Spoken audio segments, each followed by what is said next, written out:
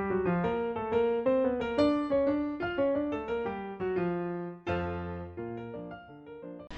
friends, this is Mrs. Wolfie from our Half Acre Homestead. This weekend while we were at the camp, Papa and I went berry picking. It isn't a lot, but considering the drought and stuff, if we can get this little tub half full, I can make some jam. Wolfie has found a berry patch in there. We may never see him again. This is all we got. It's pretty pathetic actually. There's about, I don't know, 2 cups there of raspberries and blackberries. So what I did was we bought a pint of wild local blueberries and another little carton of Quebec strawberries. So what I'm going to do is I'm going to make some jam, and I know you've all been waiting for it, with my homemade pectin. So berries, pectin, sugar. That's all it's going to take. I'm going to prepare the fruit and we'll be back. Okay, first off, we're going to blend up our fruit. Here we have the wild blackberries and raspberries, the wild blueberries, and the local strawberries. And I'm just going to blend them up so that I know how much we have, because I'm going to add equal amounts of sugar. And you know what? Like the tomatoes, I'm going to add the pectin right off the bat because it's liquid and this doesn't want to seem to blend.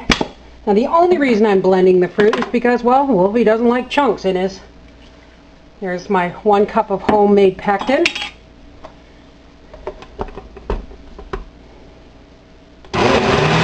There we go. That makes a big difference.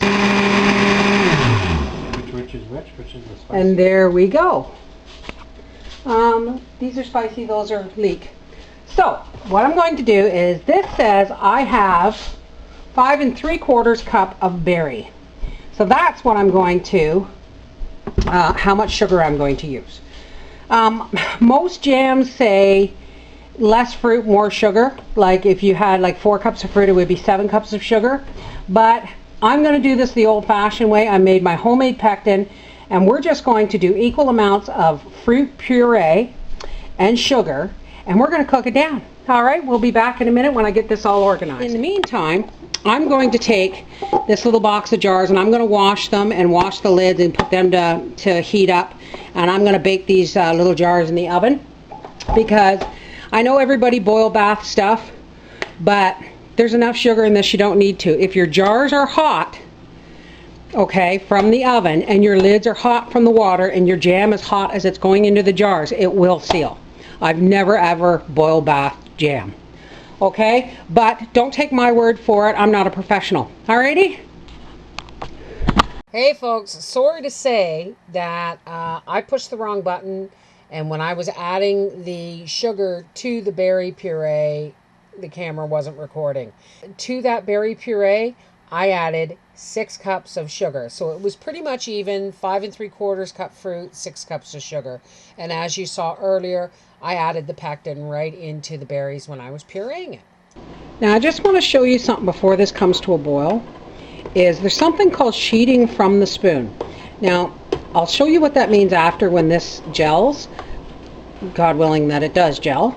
But if you hold a spoon of jam and you pour it, and it just kind of drips, and that means it's not ready. But when these drips run together and they form a sheet and go down to 1 drip, then we'll know it's ready.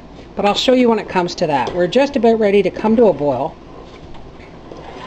And I've got drips all over the stove here, but hey, that's half the fun. Now this is the first time I've used my homemade pectin, folks, so this is a trial of sorts. And one of the things I love about cooking homemade jam is watching it change color. It goes from this beautiful rich color, it gets dark as the sugar sets.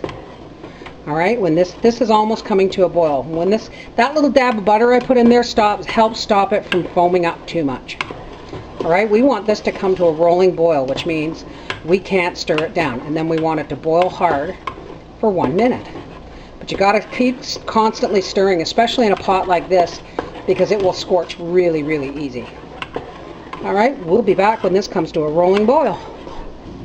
Okay, we boiled our jam hard for about 2 minutes, and I'm going to test. I forgot that sheeting off the spoon is more of a jelly thing. It may not work as well when you have things like seeds in here. So, because these droplets are supposed to run together and make one sheet. Okay, we've cooked it a couple more minutes. And we're just going to see how those droplets are running together to form a sheet. That's what we're looking for. I think it's ready to jar. And once it cools down, we'll have Papa put some on toast to show you. Alright? We'll be back in a minute while we get this ready for jarring. Again, the camera wasn't recording when I filled the jars. All I can say is it had been a very long day. So what you do is you take your hot jars from the oven, you put a funnel in them, you fill to 3/4 of an inch to the top with hot jam, and you put your hot lids on and you screw them down tight. Okay, we got 12 little jars and one nice big 2-cup jar, and as soon as this cools down enough to spread, and it is gelling nicely, as soon as this cools down enough to spread, Papa's going to have a piece of toast and hopefully give us a thumbs up. Well, we know he will because he loves everything I do. Alright, truth time. We're going to spread some of this up for Papa. Oh, look at that.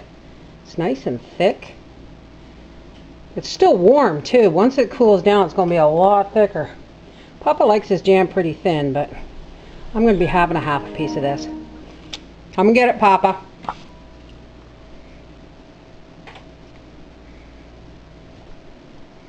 That's awesome.